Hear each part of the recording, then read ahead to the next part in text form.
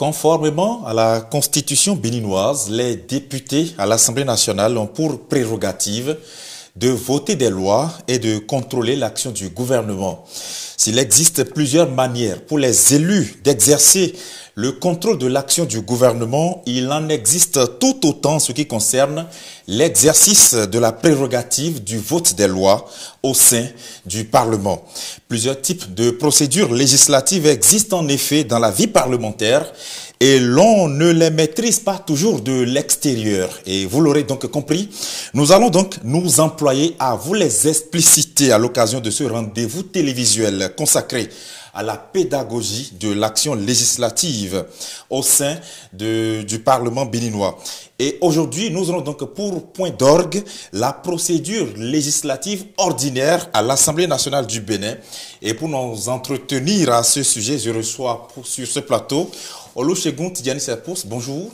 Bonjour Gilles Christ, bonjour téléspectatrices et téléspectateurs. Merci d'être encore une fois disponible pour nous. Vous êtes l'actuel directeur des services législatifs à l'Assemblée nationale du Bénin. C'est un plaisir pour moi de vous recevoir. C'est un plaisir partagé. Nous allons donc passer en revue les implications des procédures législatives. Et pour le compte de cette émission, nous allons parler des procédures ordinaires, de la procédure législative ordinaire. Quel est déjà d'entrée l'ancrage juridique d'un tel exercice au Bénin? La Constitution de la République du Bénin est le texte fondamental sur lequel s'appuient les lois pour pouvoir régir les institutions, leur fonctionnement, mais également les droits des citoyens et de toutes les personnes d'une manière générale qui vivent ou se transportent sur le territoire national. C'est cette Constitution qui prévoit les différents pouvoirs, notamment le pouvoir exécutif incarné principalement par le président de la République, le pouvoir judiciaire incarné par les juridictions que sont la Cour suprême, la Cour des comptes, la Haute Cour de justice, mais également la Cour constitutionnelle. C'est cette Constitution qui prévoit l'institution dans laquelle nous nous trouvons, qu'est le Parlement. Et le Parlement obéit à des règles. Au nombre de celles-ci, il y a les règles de procédure. Le député ne peut pas se lever et agir à l'aveugle. Le président de la République ne peut pas se lever non plus et agir comme il lui plaît à l'endroit du membre de l'Assemblée nationale qu'est le député.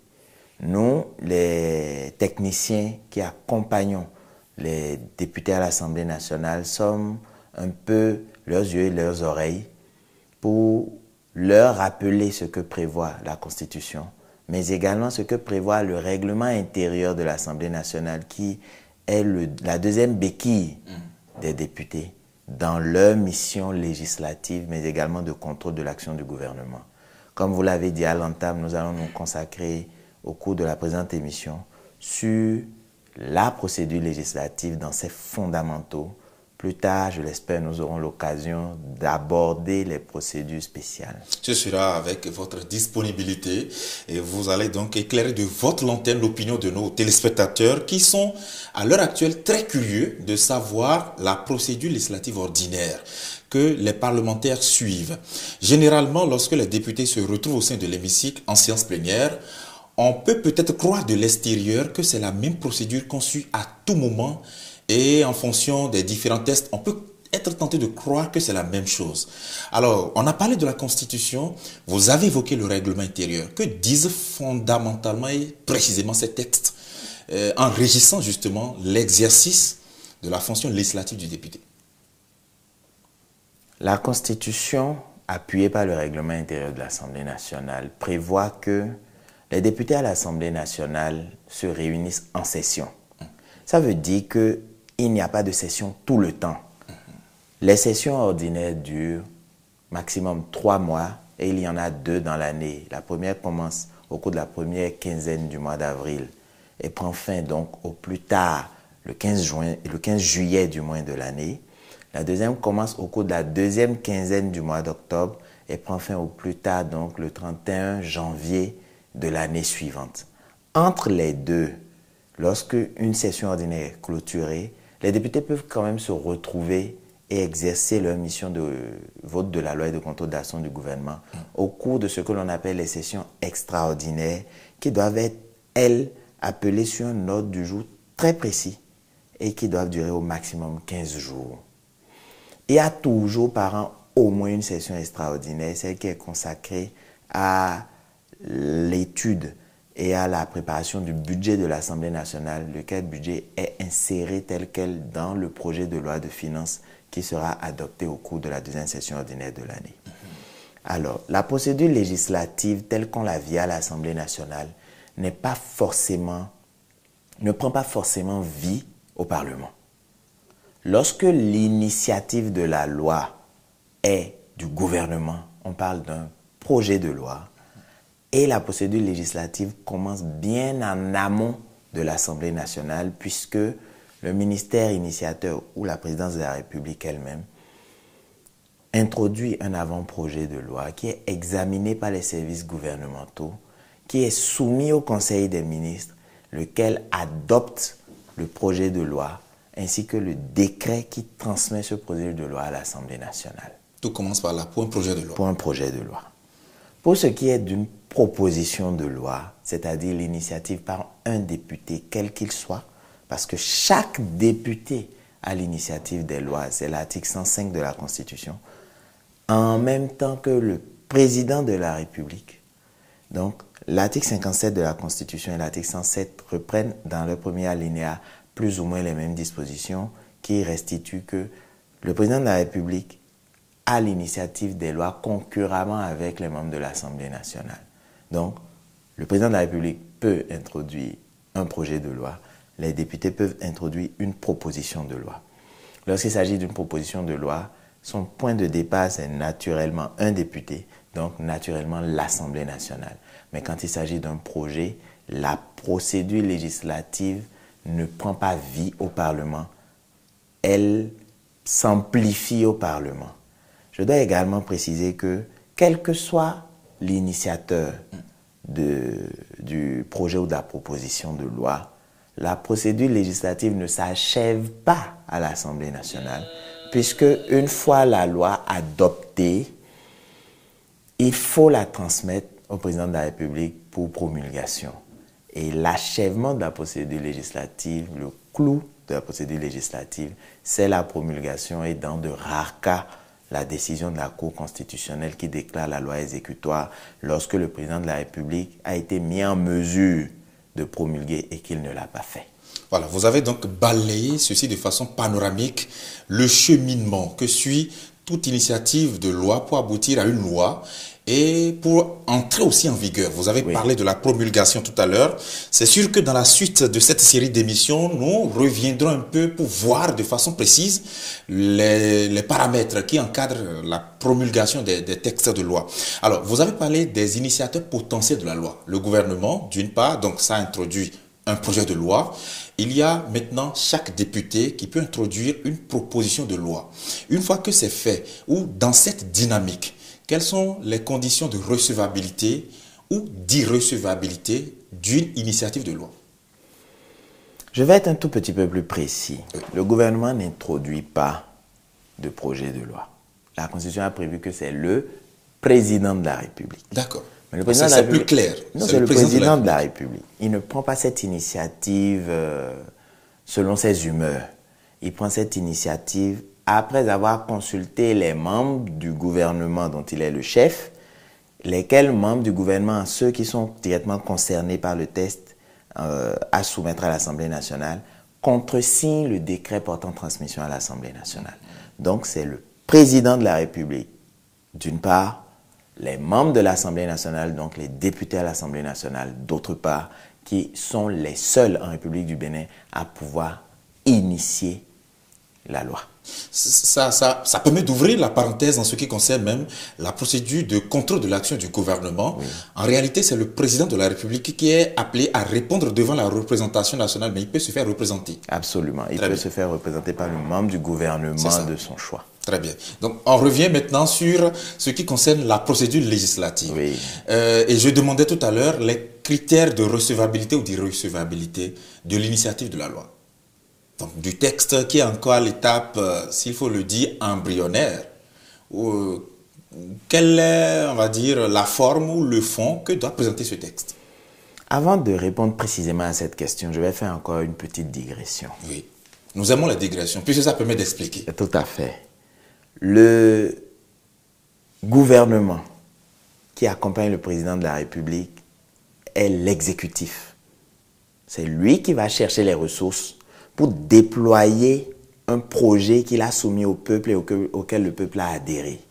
L'exécutif exécute.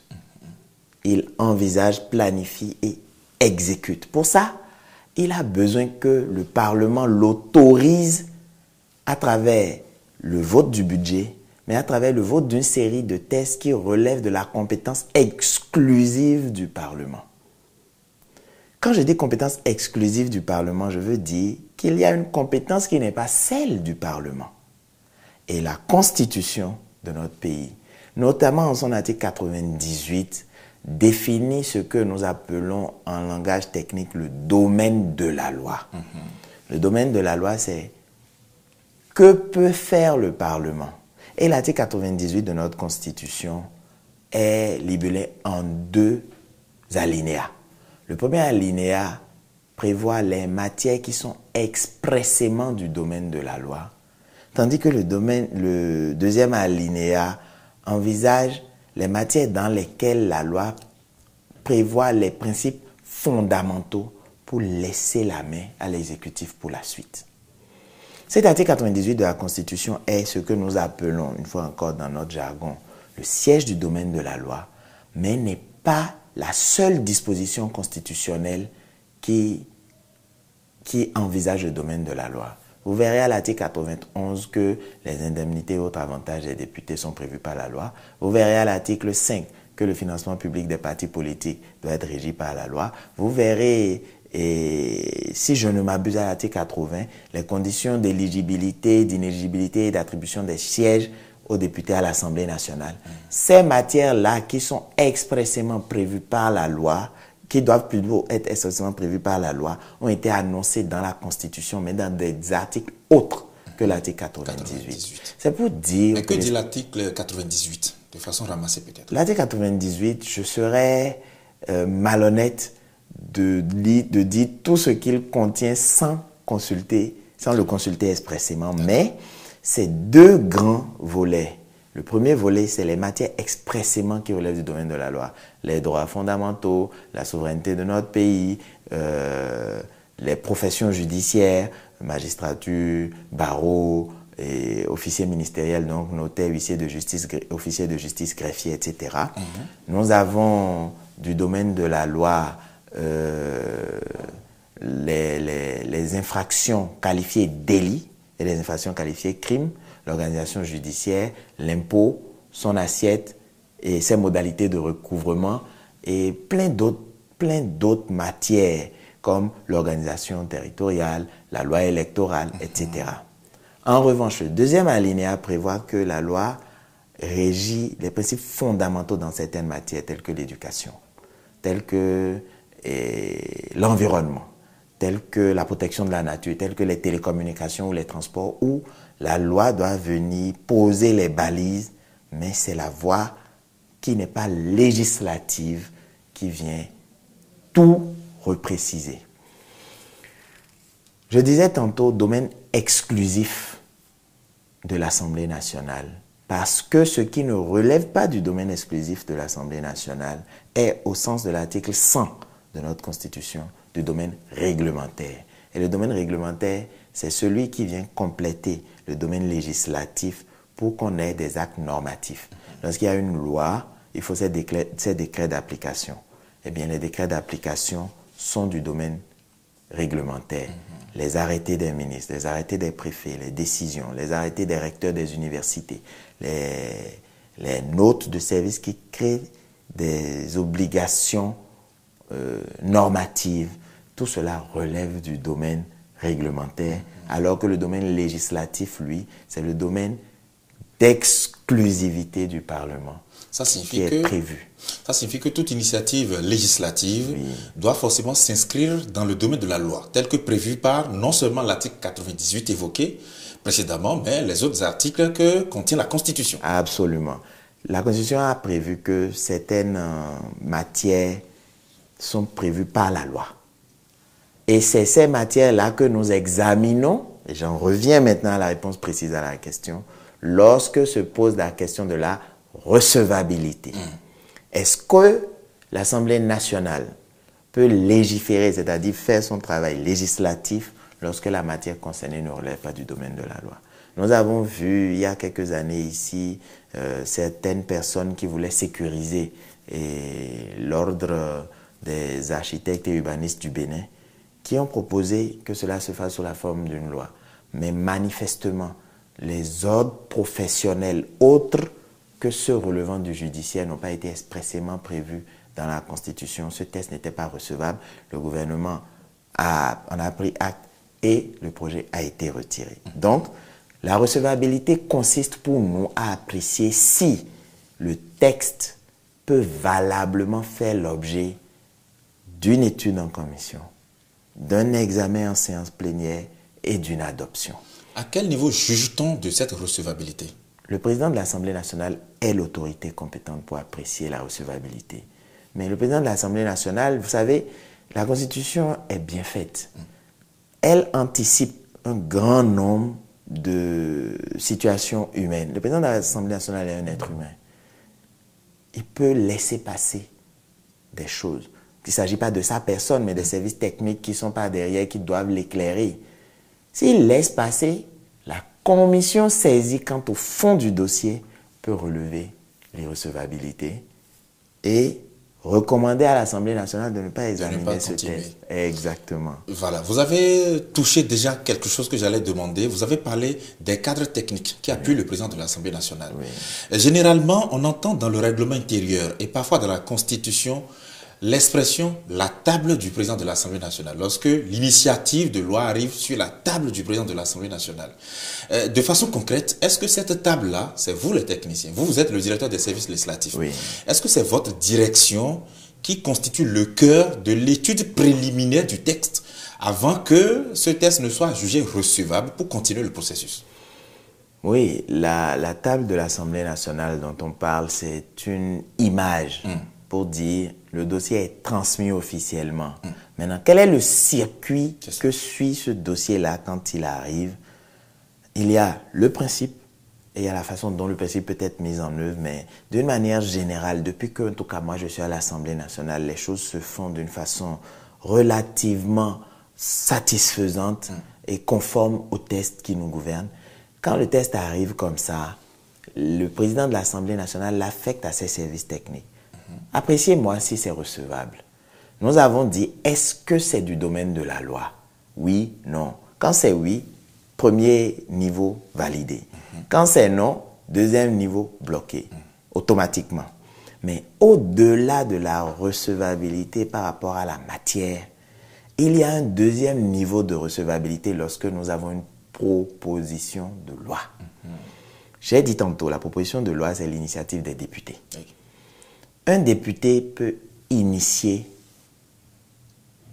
un texte qui pourrait devenir une loi, mais il n'est pas à l'exécutif.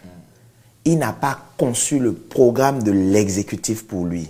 Donc, il n'a pas à faire peser sur le dos de l'exécutif des charges que celui-ci n'avait pas envisagées lui-même. Par conséquent, lorsqu'il s'agit d'une proposition de loi, donc initiative d'un député ou d'un groupe de députés, cela est permis. Eh bien, il faut, outre la matière, est-ce que ça relève du domaine de la loi, qu'il n'y ait pas de charge additionnelle indue. Donc, un député ne peut pas initier une proposition de loi qui va coûter 1 milliard à l'État. Parce qu'il ne sait pas si l'État a les moyens de trouver l'argent. Parce que l'exécutif ne lui a jamais dit qu'il était prêt à endosser ça. Par conséquent, si tant est que l'initiative du député doit générer des charges additionnelles, à côté de ces charges additionnelles, le député ou le groupe de députés doivent anticiper et prévoir des économies équivalentes ou des rentrées d'argent équivalentes aux charges financières générées par leur proposition de loi. Donc, les services techniques reçoivent le projet de loi il s'assure que cela relève du domaine de la loi et il propose au président de l'Assemblée nationale, nous vous suggérons, monsieur le président de l'Assemblée nationale, d'affecter ce dossier-là à telle commission saisie quant au fond, à telle commission saisie pour avis. Le président avise en toute responsabilité. Il s'agit juste d'une suggestion. Mais quand il s'agit d'une proposition de loi, la matière relève du domaine de la loi, c'est un fait, mais il y a création de charges. Ah, ce n'est pas recevable. À moins que le texte ne soit retourné à son initiateur pour qu'il envisage les compensations afin que ce soit un test à somme financière nulle pour l'État. Est-ce que lorsque le député pense par exemple introduire un texte, donc il a une initiative de loi qui engendre des charges pour l'État, certes, si lui-même arrive à identifier des solutions, des voies et moyens pour pouvoir compenser, donc ça induit des charges, mais lui-même propose où on peut trouver les moyens financiers pour pouvoir gérer cela, est-ce que c'est recevable? Oui, c'est recevable et c'est ça l'objectif. Il n'a jamais été question d'empêcher le député d'exercer son pouvoir d'initiative. Il est question de ne pas laisser le député empêcher l'exécutif de déployer son programme. Donc, je propose en tant que député, moi je ne suis pas député, je propose en tant que député que nous procédions dorénavant à l'élection des Béninois de la diaspora à l'Assemblée nationale. C'est une très bonne chose. Mais ça va générer des charges puisqu'il faut avoir des postes de vote à l'extérieur du territoire national avec tout ce que ça fait comme charge. Eh bien, en compensation des charges que j'ai évaluées pour les élections de 2031, échéance du test que je veux porter, en compensation des charges de 3 milliards de francs CFA que ça va générer, je peux proposer que les mêmes personnes, les voyageurs par avion, puissent payer une taxe de 500 francs qu'on va mettre de côté sur les 7 prochaines années afin de financer cela. Si l'exécutif considère que c'est viable, eh bien, ma proposition de loi sera recevable. Mais si je dis non, il faut qu'on élise des députés de la diaspora et que je m'en tiens à ça alors que ça va générer des charges, en tant que député, je ne facilite pas la tâche à l'exécutif. Et les services techniques de la même assemblée dont je suis un élu ne pourront pas suggérer au président de l'Assemblée nationale de déclarer le test recevable tel quel, donc de l'affecter à une commission permanente. C'est ça. Alors, on sait que l'Assemblée nationale dispose de 5 commissions permanentes qui sont techniques, composées de députés, mais également de certains cadres qu'on appelle des assistants de commission qui les aident dans l'accomplissement de leur mission. Je parle sous votre contrôle. Jusque-là, je dis des vérités, n'est-ce pas? Alors, une fois que les cadres techniques ont suggéré au président de continuer le processus, donc le texte est recevable, peut-être un projet de loi, donc c'est dans le cadre du domaine de la loi, on peut continuer le processus. Comment est-ce que on peut appréhender la notion de saisie pour fonds, saisie pour avis, donc la saisie des commissions? Comment est-ce que vous pouvez nous expliquer ça pour que les téléspectateurs puissent comprendre? On entend parfois le président dire en séance plénière tel dossier affecté à telle commission pour fonds. C'est quoi exactement cela? Vous avez demandé si vous disiez la vérité. Oui. Vous avez dit la vérité à 95% et pour le journaliste, il y a 5%. Pour le journaliste que vous êtes, c'est admirable. D'accord. Mais il y a un petit hiatus qu'il faut qu'on lève en même temps. Oui. Quand on dit commission, les membres d'une commission sont des commissaires. Eh bien, les seuls commissaires sont les députés. Ils sont assistés de cadres techniques, d'administrateurs parlementaires la plupart du temps, qui les accompagnent mais qui ne sont pas commissaires. Donc ils ne sont pas membres de la commission? Absolument pas. Ils sont affectés auprès des commissions. Parce qu'il faut qu'on dise les choses telles qu'elles sont afin de permettre au public de savoir ce qui se fait et de rassurer également les élus que l'administration est là pour les accompagner et non pour essayer de mordre sur leur domaine de compétences. Donc, 95%, c'est admirable. Merci beaucoup. Maintenant, nous avons suggéré au président de l'Assemblée nationale de déclarer recevable le texte. Ce n'est pas une formalité écrite. Il constate, ah oui, ça l'est, non, ça ne l'est pas. Si ce n'est pas recevable, il va faire une correspondance soit à l'exécutif, soit aux députés initiateurs pour qu'ils aillent revoir leur copie. Soit parce que ce n'est pas du domaine de la loi, soit lorsqu'il s'agit d'une proposition de loi, il y a des charges manifestement générées auxquelles l'initiateur n'a pas envisagé de solution. Maintenant, le test a été déposé le 1er mars. Les services techniques ont fait leur proposition pour le 3 ou le 5 mars. Le président de l'Assemblée nationale en a pris acte et a envisagé le traitement du dossier. C'est exclusivement en séance publique, donc en séance plénière, que se fait l'affectation. Mais qu'est-ce qu'une commission permanente? Très rapidement. À l'Assemblée nationale, c'est des creusets techniques composés de députés et accompagnés de cadres qui ont des domaines de compétences eux-mêmes précis. J'aime à dire que les commissions fonctionnent en miroir des départements ministériels. L'article 25 du règlement intérieur de l'Assemblée nationale a prévu nos 5 commissions permanentes et leur domaine de compétences. Et c'est sur la base de ce domaine de compétences que se fait l'affectation de chaque projet ou de chaque proposition, parce que le même règlement intérieur a prévu qu'aucune question ne sera débattue en séance publique si elle n'a pas fait l'objet d'une étude en commission et d'un rapport de la commission saisie quant au fond. C'est ça. Mais une commission peut être saisie quant au fond et une commission peut être saisie pour avis. Une seule commission quant au fond, une ou plusieurs commissions saisies pour avis du même dossier. Très bien. En quoi consiste la saisine pour fond, concrètement? En quoi saisine aussi, en quoi consiste aussi la saisine pour avis, et quels sont les différents paramètres qui encadrent les travaux en commission? Ça, ce sont d'autres questions qui nous préoccupent, que nous allons aborder dans une autre émission de Que dit la loi. Nous reviendrons aussi dans une autre émission pour voir avec vous les différentes procédures que l'on suit en séance plénière, ceci publiquement, pour étudier un texte jusqu'à son adoption et peut-être voir un peu plus tard ce qui suit. Nous sommes déjà au terme du temps imparti à cette émission. Merci à vous d'avoir été sur ce plateau, d'avoir répondu à nos questions et sans tabou. Ceci dans un français terre à terre pour nos téléspectateurs.